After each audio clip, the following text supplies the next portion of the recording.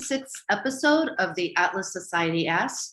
My name is Vickie Oddino, and I'm with the Atlas Society, the leading nonprofit organization introducing young people to the ideas of Ayn Rand in creative ways, such as through animated videos and graphic novels. Today, we will be discussing current events with a panel consisting of our very own Atlas Society scholar, economist Richard Salsman, and our founder, David Kelley. We'll also save time at the end to take some audience questions. So throughout the discussion, please type your questions into the Zoom Q&A or the chat, or if you're watching us live on Facebook, Instagram, Twitter, YouTube, LinkedIn, you can just type those into the content stream. Today, we're going to cover three topics. First, the Afghanistan exit. Second, the $3.5 trillion infrastructure plan. And third, the renter eviction moratorium. So thank you so much for joining us, and let's go ahead and get started with the first topic. I think we've all seen the images coming from Afghanistan, the pleas from those abandoned there, and also the response from the White House. So I'm going to go straight to the panel on this topic, and David, I'm going to start with you. Okay, thanks, Vickie, and welcome everyone. Yes, I'm sure we've all been glued to the news, whatever sources we use, watching the disaster that's been unfolding in Afghanistan over the last week and a half, when the Taliban managed to conquer not only a great number of provincial capitals, but the three leading cities in Afghanistan, and then Kabul itself. The latter case, apparently without any opposition. And the scenes that we've seen on the media are just awful, awful. I think from what I've read, there's no question that this was mismanaged by President Biden. He was warned about various things and by his own military. So I don't want to engage in hindsight bias here that we should have seen this coming. This is an extreme case, but military and foreign policy people do worst case scenarios, which should have included this. However, I'm not, I'm not necessarily opposed to withdrawal if it were done in a rational and safe way, if there is one. And also, I'm not an expert in military or foreign policy. So, but I do want to comment on some of the underlying philosophical issues. Let me start. I want to touch on three areas. One is a bit of history about Afghanistan and the Taliban. The second one is the role of pragmatism in the U.S. policy there, and finally the issue of the reliance on principle. It's really the other half of the pragmatism issue. So to start with the history, Afghanistan only became an independent nation in 1921. It had, from 33 to 73, it had a monarchy, and it was, it was a monarchy. It was not a U.S.-like republic, but it was reasonably safe. There was a lot of development. The monarchs were reasonably good as monarchs. They protected women's rights in particular. They attempted to do modernizing of the economy. But then in the 70s, an internal communist party took over. And then shortly after that, the Soviet Union invaded in 1979. And they were opposed by the Mujahideen, who didn't like communism. And during the 80s, we funded those people on, I guess, the assumption that the enemies of our enemy must be our friends, even though they were, if anyone in that Reagan era who had more wit than, say, Brent Snowcroft, and asked, what do these people believe? What do they want? We should have been much more careful about funding them. And not just have been overwhelmed by trying to counter the communists.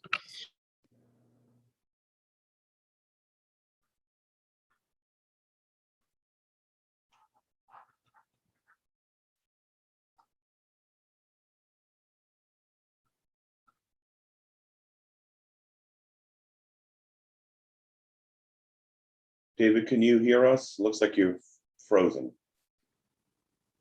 I wasn't sure if that was him or me. No, I could see it as well. All right, Richard, why don't you? I can jump in until Yeah. until David comes back. David and I have been talking about the pragmatist element of it. So when he comes back, I'm sure he'll elaborate on it as well as the history of it. I do remember Reagan and others seeing the Soviet Union bogged down in Afghanistan in the 80s, and they got very excited about the idea that it actually might bring down and weaken the Soviets, and it actually did. Okay, David, you're back. Okay, yeah, sorry, my That's okay. my computer went south, like some of the Afghan soldiers. Anyway,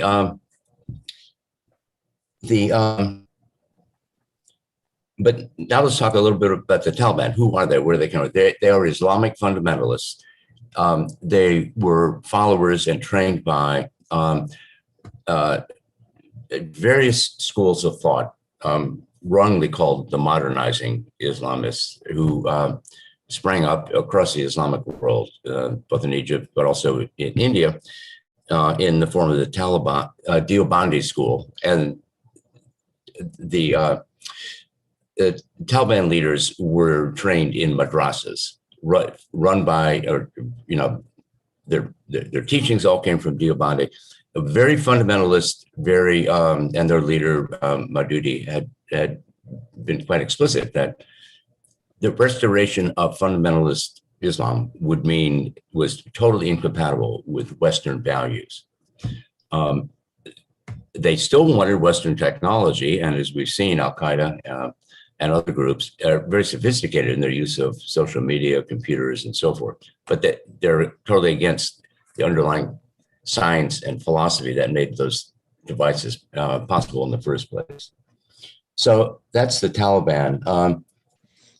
The point I wanted to make about pragmatism, many people have compared the recent fall of Afghanistan and fall of Kabul with Saigon at the end in 1975, at the end of the Vietnam War, when, the famous image of the last helicopter leaving from the roof of the US Embassy as the Viet Cong and the North Vietnamese streamed in and took over. And everything we'd done in the war up to that point, trying to build a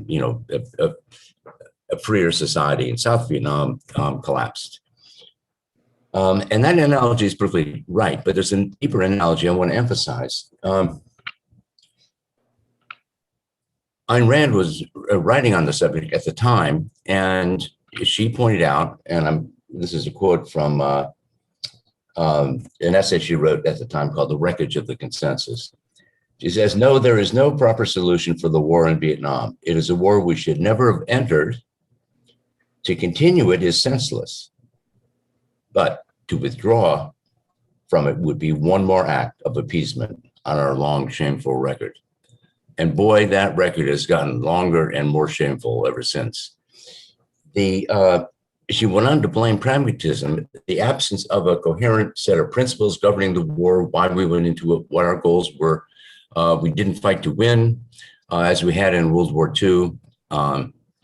And our goals kept changing. Afghanistan has been the same thing. We went in to get rid of Al-Qaeda, which we drove them out and finally killed bin Laden. But along the way, we tried, building a free society, creating a democratic society, protecting women, to achieve, Western levels of knowledge, science, and respect. And I don't want to diminish the respect. What we achieved there on that score, in particular, 20 years ago, over the last 20 years, women are now going to school, getting doctorates, teaching college. They're in the legislature, and that's going to change the equation for the Taliban going forward. I have no idea what will happen, but it's going to have to be harder for them to impose traditional,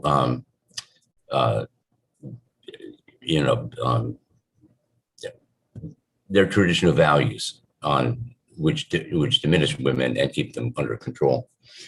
However, it was our goal was pragmatism. And my final point on that, it's really part three of what I wanted to say. I think we were engaged beyond the retribution to Al Qaeda in 2001. We were trying to build a nation. I'm not against nation building. Has become a dirty word. I'm not sure that that's a bad thing. We did a reasonably good job in Germany and Japan after World War II. But we had defeated those countries completely. We wiped out the governments and went in and stayed long enough to create new governments and train people and so forth. We didn't do that in Afghanistan. We just tried to implement democracy. But politically, democracy is way down the chain of institutions and principles that govern a free society. It's the last step. Before you can have a workable democracy, people have to be prepared to accept, elections, the outcome of elections. And, so in other areas, we've tried this, and the joke has been, or the quip has been, one man, one vote, one time. We elect someone like the Muslim Brotherhood in Egypt, and, elections are over. So for people to accept the outcome of elections, they have to be confident that there is some fundamental framework, a constitution or its equivalent, that protects the system, that people operate within that there are some basic rights and rules that either party or all the parties to an election will respect if they win the election. And that in turn requires a principle of the rule of law. And none of those foundations were present in either in Iraq or in Afghanistan. And so we were dealing with a society that remained in many respects tribal, lots of warlords, lots of corruption, which we never managed to eliminate. So I don't know what the solution is. I don't have a global vision of what a proper foreign policy would be, but I know that this one was ill-conducted, and was ill-conducted for philosophical reasons on the part of the US government and its pragmatist outlook. So I'll leave my comments there. Let me just add something really fast before, Richard, you take it over. You just reminded me of something, because I recently read a book called Nothing to Envy, about North Korea and people who have escaped from North Korea. Great book, if anybody's looking for a book. And one of the common threads throughout was everybody interviewed who escaped North Korea wanted to go back. And a lot of them did go back because they couldn't handle freedom. They were conditioned to follow what they were told to do, and they never had to make decisions for themselves. And it was a very, very painful transition. And most of the people who did make it to South Korea via China usually ended up going back. So I just thought that was along the lines with you talking about, just saying we're going to have democracy. It's a lot more complicated than that. Yeah. But Richard, if I could just respond briefly, Vickie, I think that's a very good point. It was true also of people who escaped from the communist countries came here, including one of Ayn Rand's relatives, or maybe her mother or something, and couldn't stand the freedom and number of choices and went back to Russia. Democracy, an even deeper basis for democracy, is a culture of individualism, where people are prepared to where they want the freedom and they're prepared to take responsibility for their lives and their choices. And that's a deep cultural thing that is very, we in America and the West more broadly is still unique in that respect. thanks. Richard, what are your thoughts? Well, I philosophically, just to make some philosophical points before historical points, in objectivism, we have to be very careful, as we're very careful about telling students and others, is a difference between psychological egoism and ethical egoism. So the first says that people are automatically self-interested. And we say, no, it's not automatic. You have to learn what your self-interest is. You have to learn how to identify it, the means for attaining your values. And I think of the same thing. It sounds very elitist for someone to say, these people aren't ready for liberty, because there's a view out there among some, which sounds like psychological egoism, where they'll say, everybody wants liberty. Everyone wants to be free. It's automatic. That's not true. So I think there's a parallel here. Just as ethical egoism is the right view, people do have to be taught to be civilized, to like civilization, to like civilized things, to be in the Enlightenment. And this is one of the great problems, of course, of modern Islam, is it's not modern. It's pre-modern still. It's still 7th century, not 17th century. I remember 20 years ago, I mean, Afghanistan wasn't just a failed state, it was a non-state. It was anarchy. It was like a hiding place, a training ground for Islamic terrorists. And the Taliban themselves were financed by Pakistan, who was an enemy of India, India being an ally of the United States. So there's a whole bunch of bad relationships there. They helped build up the Taliban and Al-Qaeda to some degree. And so I'm with David. I think at the time they should have just gone in for sheer retribution and got Al-Qaeda and got bin Laden way sooner than they actually did. And if they wanted to beat up a bit on the Taliban, fine. But I don't think they should have ever expected the Taliban to go away, because that place is just a breeding ground for medievalism. So I really didn't like the whole 20-year thing. I thought it was altruistic. I thought it was self-sacrificing. I've jotted down here the idea of you could go in to a place for retribution. You could go in to liberate. Liberate might even be quick. You liberate and then leave. But often that doesn't work. So then the next one is occupy. Well, we did. We kind of occupied it for 20 years.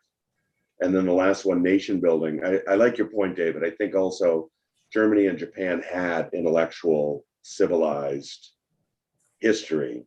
And so the nation building idea, I think you're right. You can't just dismiss nation building. It's the context, but certainly here in Afghanistan or even in Iraq or Libya, the nation building, there isn't any foundation philosophically or intellectually for that, is there? So what are we thinking? What are we doing? The other thing I think of philosophically, national interest or foreign policy should be based on self-interest, but nationalized, however they have, like, so what is our national interest? That has to be identified. And if a venture is not in our national interest, we shouldn't do it. So that is I think in foreign policy, it's called the realist approach versus the idealist approach. You take the facts as they are, but it is also, and here's a word we've heard under Trump, America first. It didn't mean America imperialist. It simply meant we should not be, sacrificing or subordinating American interests to the UN or to enemies, don't appease them. That is why actually Trump had a more hands-off foreign policy approach. Trump was very much against the Bush approach of running all over the world. He was very much against the Wilsonian approach of making the world safe for democracy. And notice the left and the liberals didn't like that. They wanted to be in as many wars as the neocons did. So I think of it also this way, that we're getting a false choice, the libertarian Ron Paul approach, isolationism pretty much, pacifism, almost no reason ever to engage militarily. But then the neoconservatives go the other way, and they tend to be militaristic, a bit imperialistic, a bit occupation oriented. And then the Democrats are these idea, well, it's okay to democratize, and it's okay to put America second, third, fourth, fifth. They'll actually tout the sacrifice as noble of the troops and the treasure. And I'm really worried about this. I said to David offline beforehand that I don't think America's won a war since 1945. Now, I'm not saying it should have been in all these wars, but these are fairly lame enemies. Korea, Vietnam, Afghanistan, Iraq. This is not Nazi Germany or the Soviet Union. These are lame, terrible places, and we never went in there and got the job done. So either we shouldn't have been there, or we should have gone in there and got the job done very quickly. These things should not take this long, and it really hurts the U.S. reputation, I think. Well, I'm worried about that. And let me, on a positive note, though, I was thinking about this today. One of the best books on foreign policy written by an objectivist, which doesn't get much attention, is something called Nothing Less Than Victory. So I want to tout that book. It's by the late, great John Lewis. John, I think, wrote this in 2012 or 13, I want to say, about around that time, just before he died. And I think the subtitle was Lessons from Major Wars. And it's a very objectivist account, but it's not like a militaristic.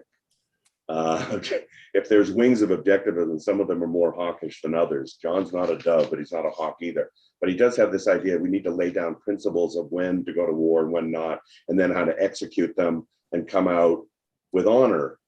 Yeah. I think something like a withdrawal. I'm not a military guy, but even if the war went badly, I don't know how you can mess up a withdrawal. A withdrawal is the kind of a logistical thing, and it involves planes and protection. I'm appalled at how they couldn't just exit the place in a civil manner. But to me, it also kind of symbolizes, well, the whole 20-year thing was a wreck. And this exit, I really wish it could have been quieter and below the radar. You don't see people running all over tarmacs and falling off. I mean, it's just outrageous that the Pentagon could not manage the exit in a civilized way, if that's a way to put it. Well, I'm not sure it's the Pentagon's how much it's their fault as opposed to Biden's, because from what I've read, they were warning about this is not going to be easy. Right. We've got to get all the Afghan translators out in an orderly way instead of just saying we're leaving on this date, August 31st or whatever. And let's see, how are we going to get people out? I'll think about that tomorrow, like Scarlett O'Hara. That's the pragmatism, David. Yeah, exactly. Well, the other thing I wished is someone said today, well, however messy this is, at least Biden will get credit for ending the war in Afghanistan. And I thought, what a missed opportunity for Trump, because that was basically Trump's view, that we shouldn't be there for 20 years. He used to say, these endless wars. One of the best things he could have done in 2020 was to get out of there. And I'm assuming he would have got us out of there without this craziness. And then he could have taken credit for ending the war in Afghanistan, but they didn't. There's a lot of things the Republicans didn't do when they were in charge. But also, I mean, remember that in February of 2020, he signed a deal, treaty, so to speak, with the Taliban, a cockamamie deal between the U.S. and the Taliban that, required that we let out of jail 500 captured fighters. Yeah. And guess what they did? Yeah. And so on and so on. The guy, this was not the art of the deal. No, that's for sure. Well, let me ask you, we did get a question that has a philosophical bent that I would like to hear before we move on to the next topic. I'd like to hear what you have to say about it. This is from Gabriel Harrison. Isn't the idea of a national self-interest a collectivist perspective? How is national self-interest different than racial self-interest or other collectivist notions? That's a really good question. I think the concept of a nation isn't arbitrary. I hope we can start with that at least. If nationalism means that the individual is subordinated to the nation or to the state, that's bad. We don't want that. We want individualism. But when you start thinking of the concept of a nation or a nation state, and then that state having an interest, I think that's perfectly fine. Just because we're speaking of a concept including lots of people, including its leaders and hierarchy, I don't think it's collectivist to say, what is in the self-interest of the United States. Now, you do have to go to core issues, though. You have to say, what is the United States? And if you can define it as a constitutionally limited republic that respects individual rights, and its government is obliged to, provide security and safety to its citizens. Suppose that was what this entity is. Well, its self-interest would be in taking on enemies, attackers, deciding who are our friends and enemies, what states are our allies versus our enemies. And the United States hasn't been very good at that in the last 50 years. They just haven't. And whether this is due to internal doubts, which we all can see happening among American institutions. But again, not to go on too long, but that's a really good question. You don't want to just say, whatever my country does, I'm for it. I think actually some of the conservatives do that. They'll say, we went into Afghanistan, so we should stay there as long as we've stayed in Korea for 50 years. I mean, I've heard conservatives saying that. And that to me is more the idea of my country, right or wrong, my country, I'm going to, advocate whatever it wants whimsically. Does that make any sense, David? I don't know if you disagree. Yeah, no, I don't. I might come at it from a slightly different angle. When people talk about the public interest, that's almost always used in a collectivist sense, because it means the government decides what we're all going to have to sacrifice for, pay for, et cetera. But there is a valid notion, a very limited valid notion of the public interest. We have one government which protects our rights. So what it's doing is serving the rights of all of its citizens by protecting their rights, and offering judicial services and so forth. So in that limited sense, public interest is valid. It's public because it involves everyone and because it involves the government. So from that, you can kind of extend it to, if that's your basis for starting, then you can extend it to foreign policy and say, part of the government's function is to protect our safety in the world at large. And that's a trickier question because it involves identifying what's a threat, what's an actionable threat, and so forth. So, but I still think in this context, national self-interest is valid. It does not mean anything the government wants to do. It does not mean imperialism or sacrifice or anything like that. Let me add that I think I was asked this last week as we were discussing it at a convention of young libertarian students who leaned in the direction of the Ron Paul strategy. And I said, you know what? I actually sympathize with that approach because the last 3 or 4 US wars have been so badly managed. So in other words, I understand the frustration of people beginning to say we shouldn't do anything because we can't do anything right. And I'm pretty sure that was not the position in the after World War II. There was great, I think, pride about what had been achieved. And even after the vanquishing of the Soviet Union, which was done without violence, really. Anyway, I just wanted to throw that in. I didn't want to think, I don't want to suggest that the libertarian approach of no involvement anywhere, has no plausibility. It's just that the track record's been so bad, I think, for the US lately. Thank you for that. And before we move on to the next topic, let me just remind everybody, if you have any questions, feel free to type them in the comments section or in the chat section, and we will get to those at the end. So for our second topic, last week the Senate passed a $1 trillion infrastructure package, and it also passed the framework of a $3.5 trillion human infrastructure plan. And Richard, should we be concerned about this? I think we should. I think the terminology here is very interesting. And this has been going on for years, right? The change of the word liberal from true liberty to statism, or the change of the word progressive. This goes on. And now infrastructure. They have pulled infrastructure, and however Americans might be upset about government spending and government excess, they like infrastructure. Why? Because they drive on the roads every day and they get stuck in tunnels, and they're running over bridges, and they're waiting in lines at the airport, and the electrical grid goes down sometimes. So if we call that, as I do in economics, we call this in public economics, physical infrastructure. Now, I think even there, government is way too involved in infrastructure. And ironically, the Cato Institute has done a study of this. When you think infrastructure, you think, well, how much of it is privately built and owned versus publicly built and owned? Something like 2/3 of it is privately built and owned. So that might surprise people. And it's some of the better infrastructure. So the feeling we get of crumbling roads and and congestion and bridges and stuff like that is really government failing even in that area to provide for physical infrastructure.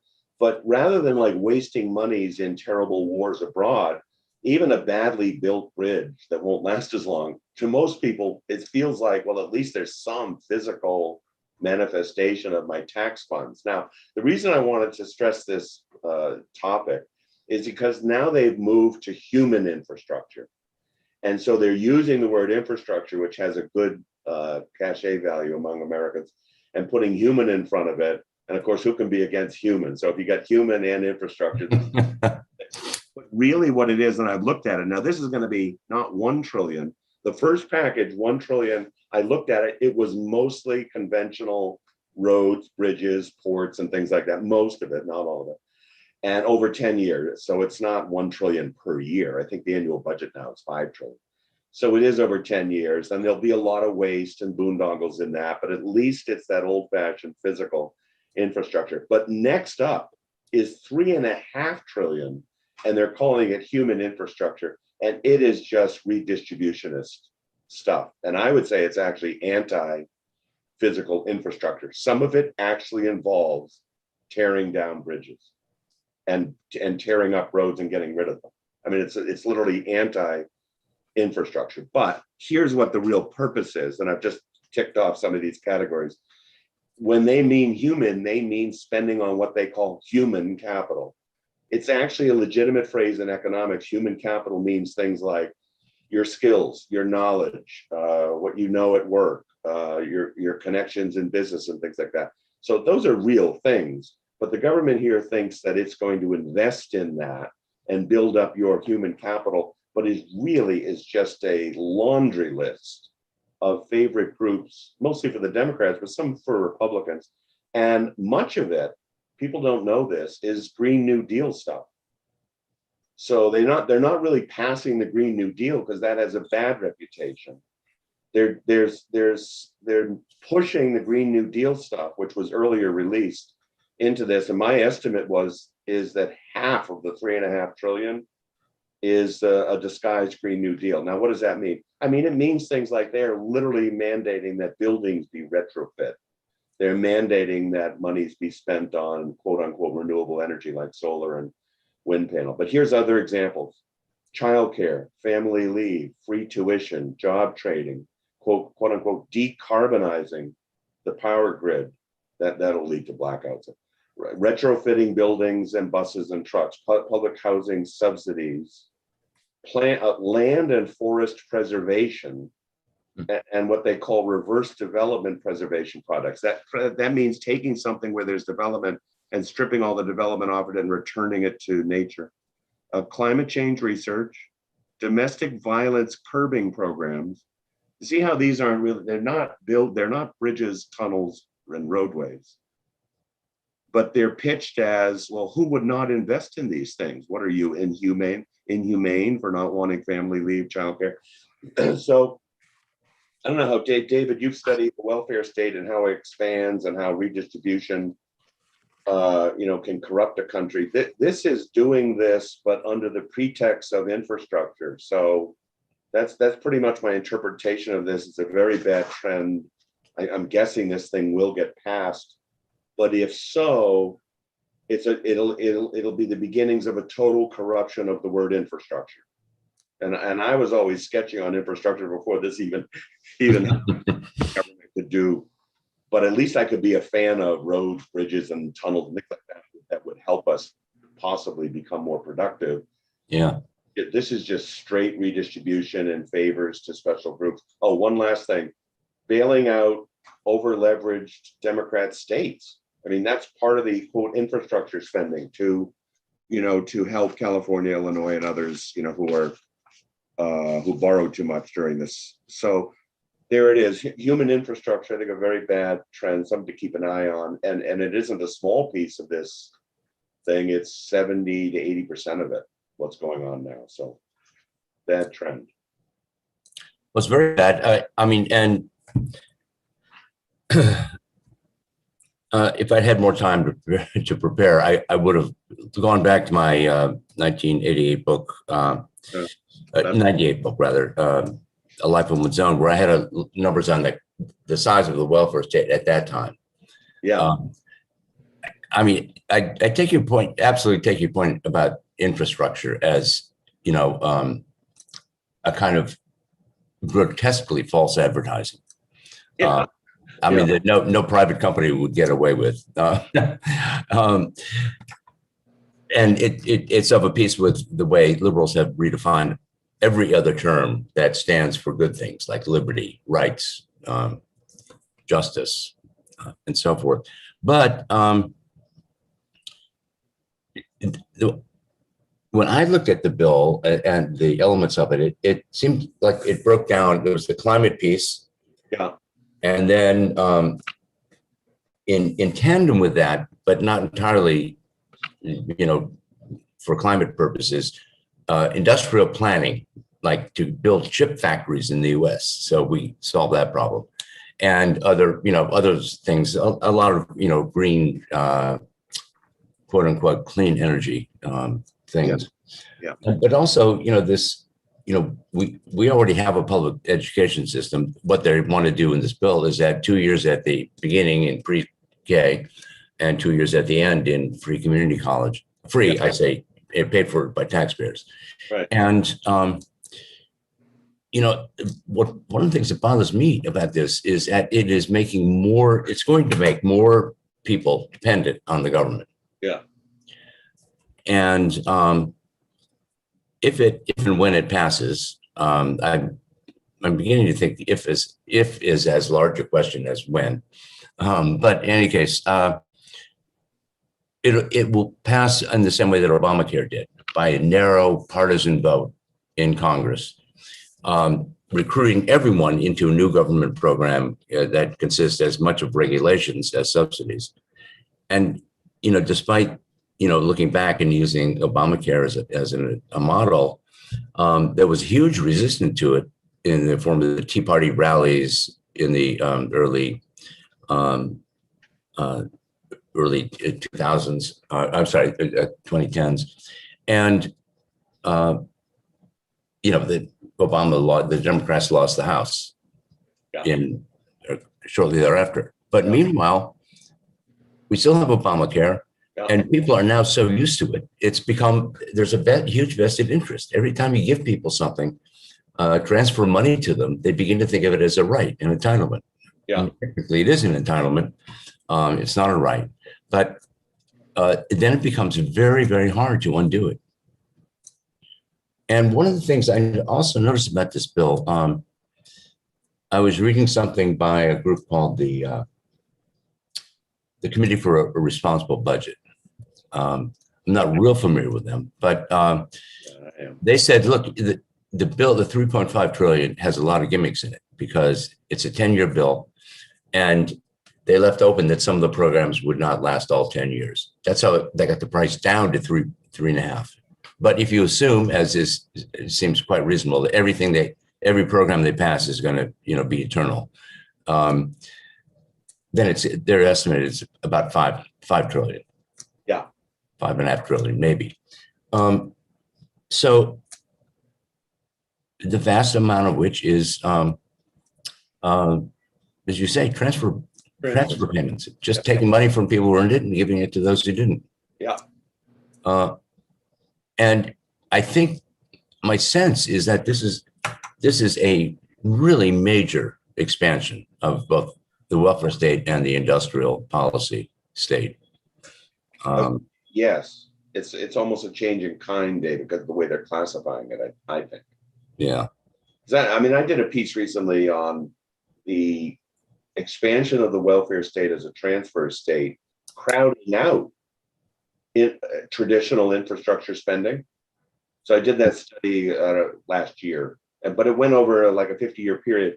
And it was remarkable to me because I'm looking at this and I'm saying, wow, things that people actually want, roads, bridges, tunnels, ports, the government is not spending on those things because they're spending on transfers so much, And then I thought, well, then you see something like this happening. And it's almost like government is saying, okay, we hear you.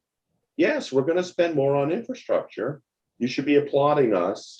But like deep down, they don't really want to spend it on roads and bridges and things. They want to spend it on transfers. And whatever's left of the American ethic still doesn't like transfers to people who don't work and don't deserve it, and or engage in bad behavior and stuff like that, right? So it has to be dressed up as, we're investing in human capital. We're building up human capital. Yeah. To me, in a year, what's going on 2 years now, in a year when the government policy on public health has so destroyed human capital, eroded, contaminated the things they're doing to kids. I mean, or forget, even 2 years ago, if we just stood there and say, what have they done to the children's minds in these public schools? I mean, that is the most direct historical experience we have of government spending money on human capital. And I hate to say it, they've ruined a lot of human capital and wasted a lot of human. Yeah. An economist here, I don't sound very compassionate here, but these are human minds, skills, motivations corroded by public education. So this would not be the kind of entity that you want to see doubling down, tripling down on this quote unquote investment. That maybe that's too dark a view of it, but Well, yeah.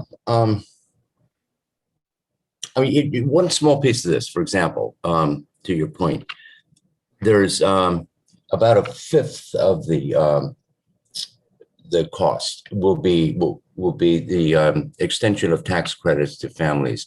The earned income tax credit and so forth. Most of these programs had work requirements. Yeah. Those are going to be eliminated. No work requirements. Right. I know. So, I mean, this is that to me is really revealing of motives. I mean, one of the things that I mentioned in, I remember when I was writing Life of One's Own way back, I found some philosophers saying that people should have a right to be idle, not to work. Yeah, I remember. Yeah. And you're thinking, you know, what planet are you living on? Well, no planet, because any planet requires, sustenance for life. But that's what they're doing. They're saying you can be an idler. Your kids can be an idler.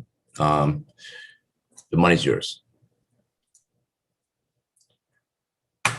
And, we know that failure of these public investments are often used to say, well, we need more money. Yes, the public schools are crumbling. Yes, the kids don't have school supplies even. Good, then we need more money. People do not think of it in terms of, oh my gosh, wait a minute. I think I heard once that socialism failed, and socialism is public ownership of the means of production. So maybe this is failing because it's government ownership of the means of instruction. I mean, that's what public schools are. Public ownership of the means of instruction, instructing kids. They're not instructing kids; they're indoctrinating them, and they're bringing them into the workforce without the skills necessary to have a productive job. So then they give them checks to stay home, and it's just I sound like an old fogey complaining about how things have changed. And so I'll stop. Well, I'm probably guilty of the same thing, Richard. But still, another thing that I noticed, going off of what David was saying, is this idea of making more people dependent on government. And actually, that's not something I hear people concerned about, and using that word dependent. Even among people that I know who have kids who are in their 20s, people don't seem to be quite as concerned about being independent. And so dependent doesn't have quite as negative of a connotation as it's now. I'll be the old fogey, as it certainly did when I was growing up. Yeah, I wanted to be independent, but and those checks every month just make people more and more dependent. Definitely. When I was growing up, too, I knew of people who would not take welfare as a matter of pride. I don't want to be a ward of the state. Yeah. However poor they were. And maybe that view persists in some areas, but there's so much that everyone gets from the government already between Social Security. I mean, think of it this way. we're the U.S. has been described as a capitalist economy, but retirement is socialized through Social Security. Education is socialized through the public education system, and essentially medicine is now socialized, thanks to all 50 years, but culminating in Obamacare, and this 3.5 trillion will add to it. So those educating your kids, planning for retirement, and taking care of your health are three of the biggest tasks any human being has to do. And all three of those are socialized. But when people talk about socialism, it's like a floating concept. They don't know how to apply it to the reality around us. Well, I mean, one of the concepts I deal with Duke students on some of the material is paternalism, political paternalism. So the nation model as a family. So daddy and mommy are in charge, and we citizens are kids. And, we hope they'll take care of us. Yeah, they'll let us go outside and play, and maybe we'll skin our knee, take a few risks, start a lemonade stand before it fails and everything. But we will get dinner at night, and they will tuck us into bed. And I think it seems like the attitude is, so long as these are benevolent parents, we're fine. So long as they don't do Hitler and Mussolini type stuff, we're just fine. As long as there's no domestic violence in the house, we're just fine. And it's almost like, I think it's, is that a model but it's not a model of an independent, grown up human being. They're large infants walking around wanting to be taken care of. I hope it's not a majority, but it does. I agree with you, Vickie. There's very few people who say, wait a minute, I'm losing my independence here. God damn it, I'm an American. There's less and less of that, I noticed. Definitely. Well, let's move on to the third topic. Again, if you have any questions, be sure to type them in the comment section or into the chat here on Zoom. And for the last topic, last September, the CDC placed a federal freeze on evictions in an effort to mitigate the consequences of locking down and the closing of untold numbers of businesses, resulting in millions losing their jobs. And then earlier this month, the CDC extended the freeze. And this brings up so many issues that concern me, such as property rights and legislation by bureaucracy, to name a couple.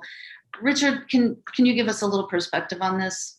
Yeah, I didn't want to spend too much time on this, but I thought the main thing was the principle of the president. Biden last week basically saw a Supreme Court decision which said this eviction moratorium is unconstitutional. The CDC cannot do this. We don't need to get into the details of that. But the key thing to me was Biden said, I don't care. I don't give a damn. I don't say that's completely new. There's a long history in the US of something called nullification.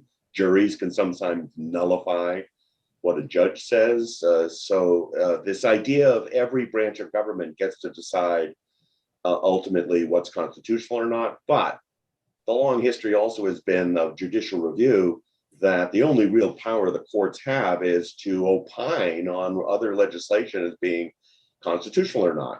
So when they say it's not, usually the other branches say, okay, we agree, we're going to have to either change the law or something, but I, as president, am here to execute the law. Biden basically said, I'm not going to execute the law. And just knowingly, brazenly saying, I don't care what the Supreme Court said, I'm going to do it anyway. That's autocracy, obviously, that's authoritarian. But I also think there's why does this kind of thing happen? No one likes the landlord. No one likes the capitalist. No one likes the banker. So unfortunately, we're all caught up in this idea of, hey, I can't pay the rent. So there's a moratorium on rent. That's very compassionate and humanitarian of you. Thank you very much. I was actually shocked that the Supreme Court did say it was unconstitutional, because for many, many decades, they have not really opined on economic regulations and redistribution. They've deferred to the legislature. I myself couldn't understand why the CDC did this, not even HU, not even health, the housing agencies. And I looked it up, and Vickie, you're absolutely right. They named some provision in the Public Health Services Act that said they could prevent people from being evicted. And of course, they're being evicted because they lost their jobs, right? So they can't pay the rent. So normally you would evict them. And the CDC said you can't evict them because that will spread coronavirus. Incredible. They need to stay home. Yeah. They need to stay home, not pay their rent. We will send them a check. They can keep watching Netflix or MSNBC or whatever. And it's just maddening. But this thing has been extended now to October. They're basically going like this to the Supreme Court. It's to me, it's just the rule of lawlessness continues. And I'm not sure what's going to happen here. I noticed they allocated, I looked up today, $46 billion Congress allocated to pay people's rent. It's huge. And it affects, by the way, this moratorium now extended out to October 3, affects 90% of rental properties. By the way, initially they said, just because you can't be evicted doesn't mean you're not still owing the rent. They're moving now toward, though, you don't have to pay the rent either. That'll be the next step. And I think it goes back to David's point about, okay, they may not have planned it this way, but the ultimate result is you depend on the government for your housing as well, and your medical needs, and your kids' education, and your food, and your, right? And now it's housing. So not a good thing. We'll see what happens in October, but that's a huge thing, I think, especially the precedent of the president saying, Yeah. I'm not going to follow what the Supreme Court decided. Yeah, I couldn't agree more. There was, I mean, and he kept saying before he made that call, I can't do it. My hands are tied. The courts have ruled against it. Right. And then, I don't know, AOC talked to him or something. They said, okay, I'm going to do it. Yeah. Right. And, then they said, well, you're going to get lawsuits and this and that. Well, by then people will have, got their money. Oh, total pragmatism. Yeah, it works like until Labor Day. So let's do it. Well, that idea of dependence, we actually have another question about the thought that dependence on the government seems to be accelerating and is going to lead to even really more authoritarian government. And do either of you know anything about any scholarship on the study of the stages of this sort of a progression and where we might be in this progression? I don't know if either of you know anything about that. Well, this has been something objectivists talk about. I'll just make 2 points. One is the only model I've seen of this is the narrative of Atlas Shrugged. Rand, and if you look at her notes, carefully work out what are the stages that a society will go through as it collapses, as power expands, becomes more discretionary, and so forth. There are a few other novels who do that do that as an imaginative exercise. I think Atlas Shrugged is the best. But there's apart from that, I have a philosophical problem or epistemological problem with theories, any actual theory that would try to do that. We can, that means predicting the politics and economy and culture of a society. Well, we know from von Mises and Hayek, you cannot predict an economy. You can make good guesses, well-informed guesses, and a lot of people do that in the financial markets, and some are successful. But I think, correct me if I'm wrong, Richard, but I don't think many economists would say I know for sure where the stock market is going to be in 30 days. Well, a culture and a society, including its economy, are orders of multitude more complicated. So the idea of predicting something, I think you can name some principles that we know can learn from history, but bring that all down into one calculation, I don't think that's possible. One thing I have seen, apropos this question, Vickie, one thing I have seen is sometimes they'll do studies of whether the rulers, the regime, is getting more brutal than what the people want, if that's the way to put it. And those things usually end in complete disaster. Now, imagine another case where they've trained people to want this, through public education and years of indoctrination. And you could see why, even though it becomes more authoritarian, there doesn't seem to be any widespread revolution against it because the people want this. I think that's actually what's happening in the United States. I think people are gradually being convinced and indoctrinated that it's good that you depend on the government. Yeah, you lose some liberties. You have to wear a mask. And you can't breathe, and you can't fly in airplanes and eat hamburgers anymore. But notice that like gradually they're like, okay, whatever, okay. And, but are there cases where you keep getting more and more authoritarian and the whole thing doesn't just collapse? It collapses. It eventually collapses into complete chaos.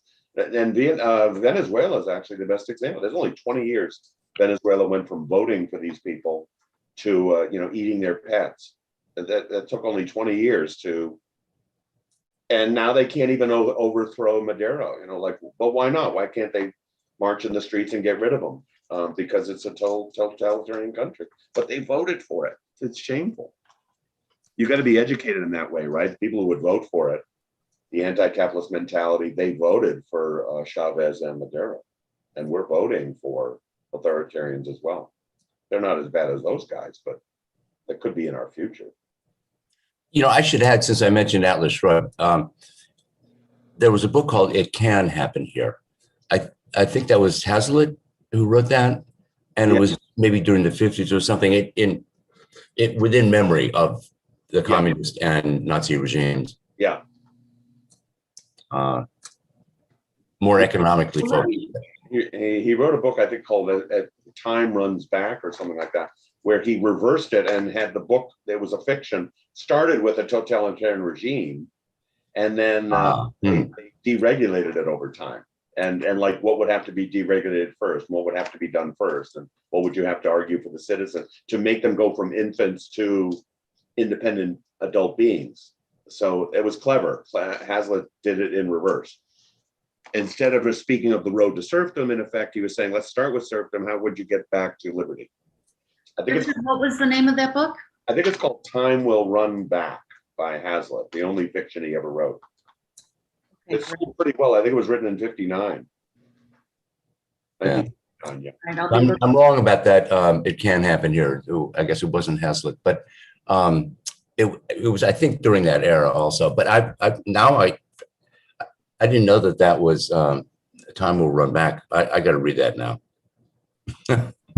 Yeah, I'll be doing the same.